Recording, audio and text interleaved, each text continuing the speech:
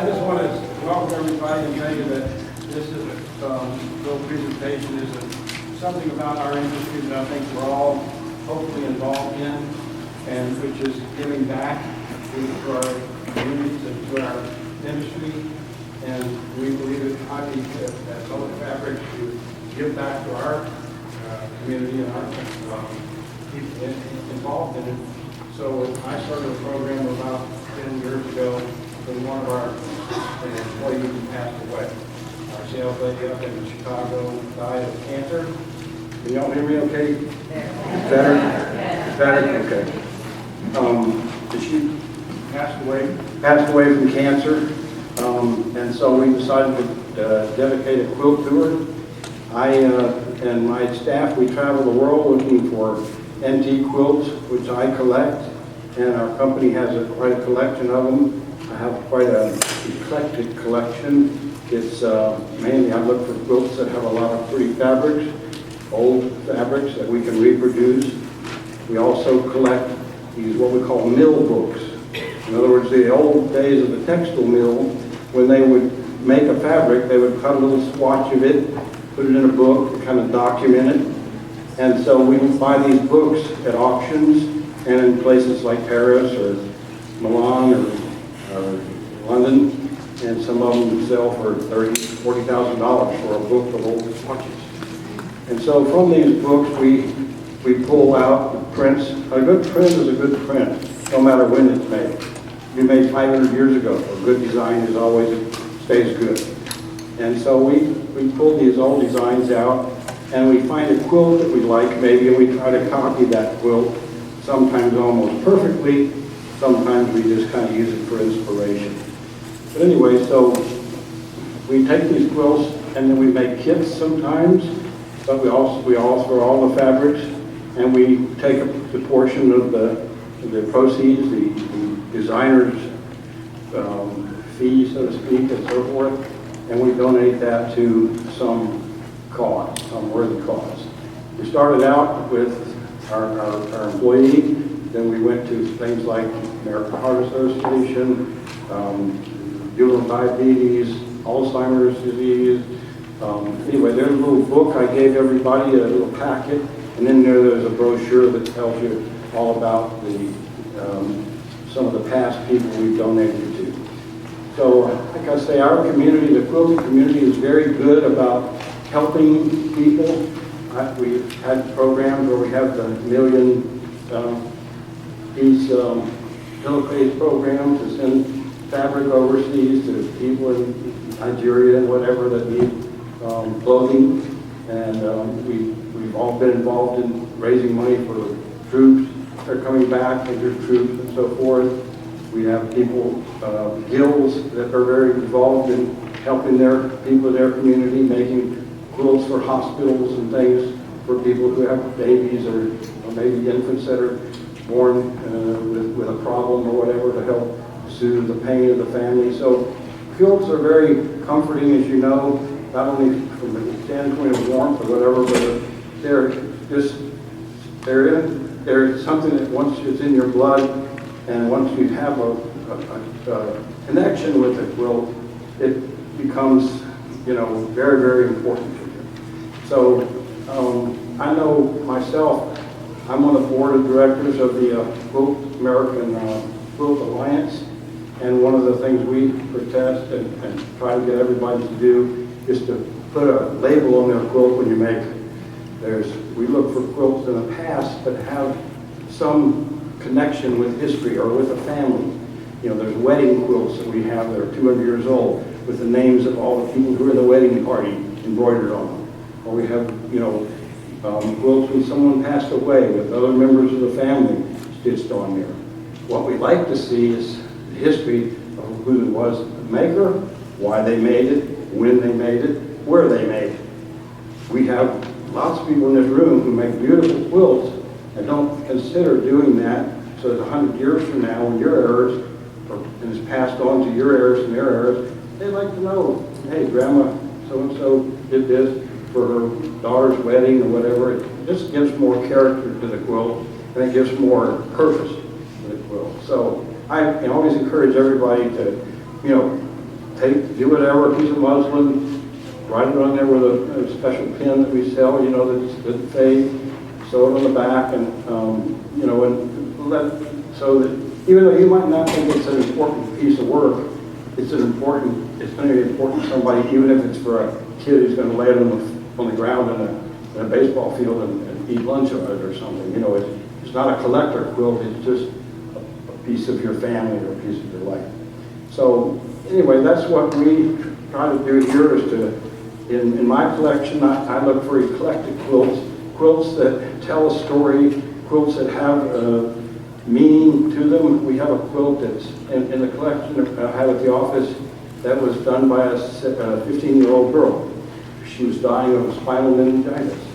She quilted a beautiful quilt before she passed away. We have the history of her being in the town. We have the death certificate. We have everything about her and about her family and where she lives and so forth. That's really a valuable quilt to me because it tells the story of that girl, as opposed to just another quilt that's not necessarily museum quality, but it has a story behind it. So quilts are big story. I'm a big story person when it comes to quilts. So. Anyway, I want to show you a few of the quilts we do here. We have limited time, but this is, sometimes I have trouble telling the real one from the reproduction, from the original quilt. But this is the one we did first, which is for Pam Wheeland, our sales rep who passed away. You can flip that over and show the label. We take a photocopy of the quilt. We type up all the information, run it through on a piece of muslin, and so we have permanent record ourselves. We have a quilt historian look all this up and find out all this information. Quilt historian can look at a quilt and tell you where it was printed, where the fabric was made, and when it was made, within a 10-year range just about. We have one of our members of one of our designers has got that ability to do that with a quilt. So you can tell by the age, how it faded, what the print style was and everything else. So this is the original here, and it's also got some bad pieces here and there. We don't patch them, we just like the patina, so to speak. You can see how in the old days the browns would deteriorate quicker. Certain colors of fabric deteriorated easier than others because of the dye stuffs. They didn't know how to make black fabric until like 1800. It's amazing, you think black would be the easy color to make, but it wasn't. When the reds would fade or deteriorate and browns would go bad about it. And they used a lot of browns because back then they didn't have good washing machines, and brown and beige was kind of the dirt colors, and so they used more browns and beige. So anyway, that's a good sized quilt there. That's like 120 inch, I don't know how big it is, it's a giant quilt. That was made in a quilt kit too. I'm sorry, question? How old is that? 1846. They've cross-stitched their initials of the year.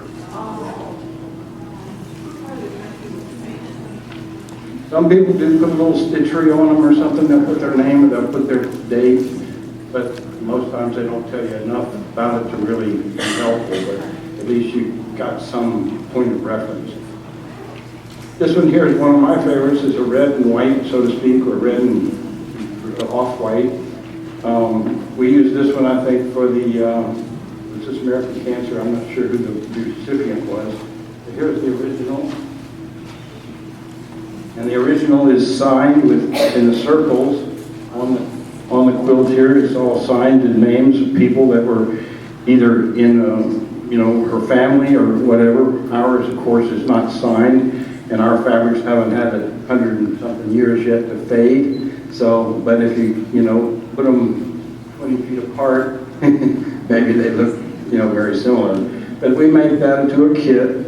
We made the pattern from this quilt, and then we offer that to redocument some of these old prints. This one's very interesting because if you look at it closely, you'll see a design here that looks like something from, I don't know, the Flintstones or something that's kind of a space looking, kind of like, it's a circle with another, it looks like it's a couple of spaceships or something. anyway, it's an unusual print for 150 years ago, but it's, you know, kind of fun. So some of these are pretty normal to see, the little calicos and things are, but here again, deterioration here, little patina, as I call it. So, you know, interesting quilt.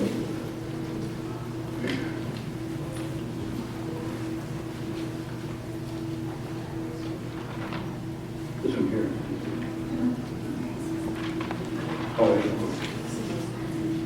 I don't know if y'all, everybody in this room should know Libby Lehman. She's an artist, a speaker, a quilt maker, and a really fine person. And she had a brain tumor last about 15 months ago, and kind of been incapacitated and having 24-hour care for over a year now.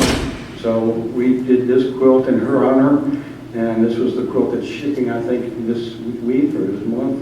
We introduced this at the last show. So we aren't doing it, but this was a thing they did in the old days for the corner of the bed, as y'all know, so that it wouldn't be so bunchy at the corners.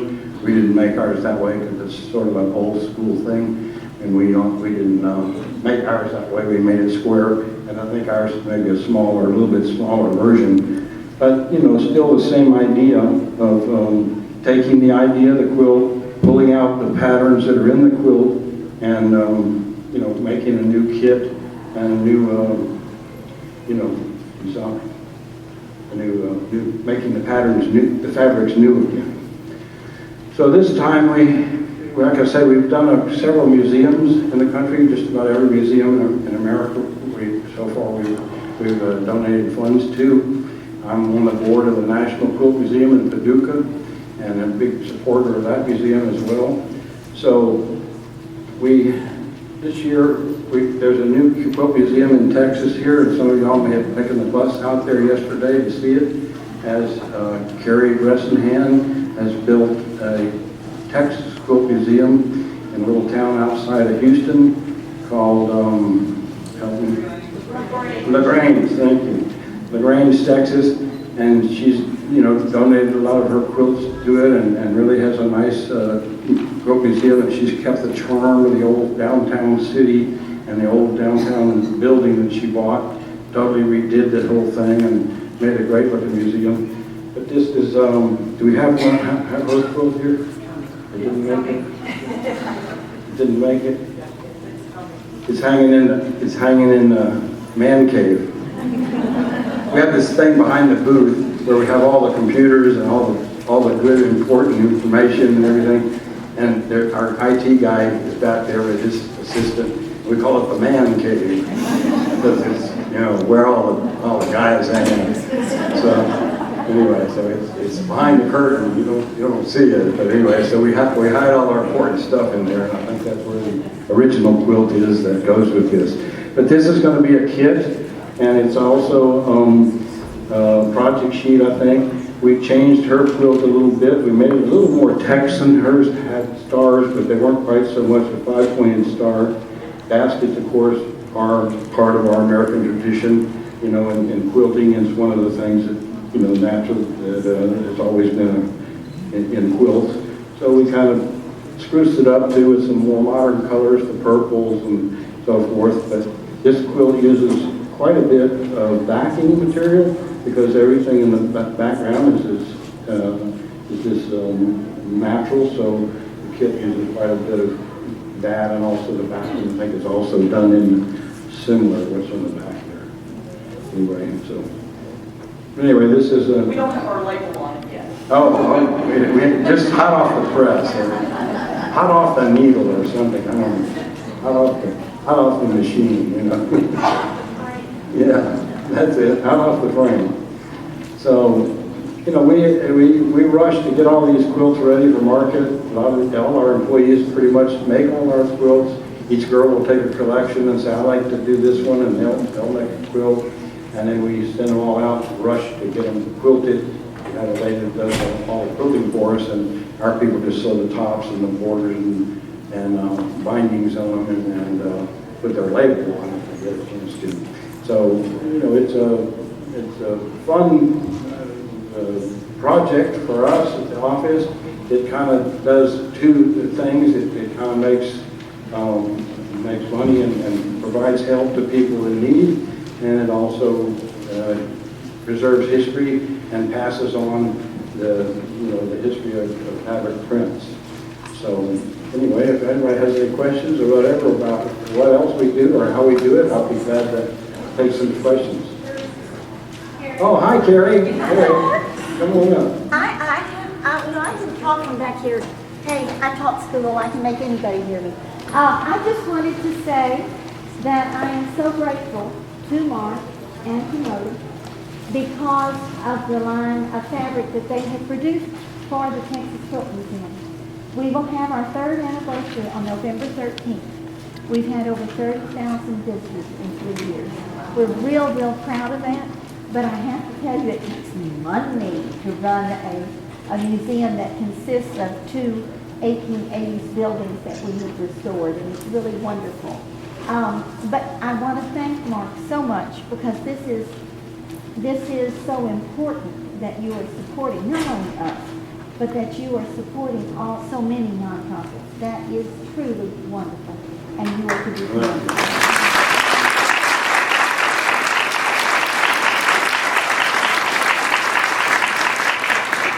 I don't know if you've seen the quilt. Were you in a chance to see it? No.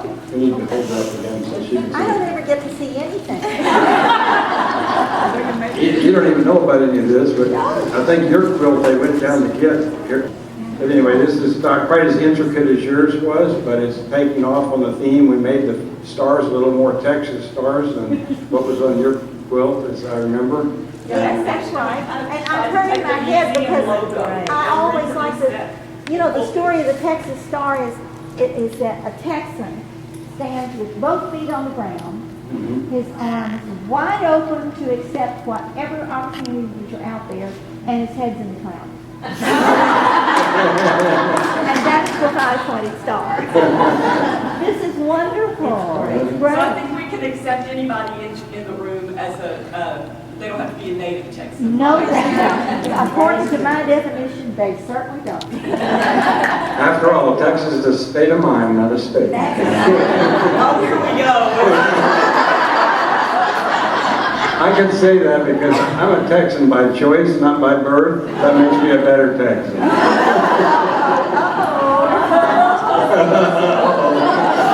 Here, one of Carrie's quilts. We asked her to give us something that we could kind of take off on, and this is what she provided us with, one of her quilts. And of course, ours turned out a little different, but it's the same concept and the same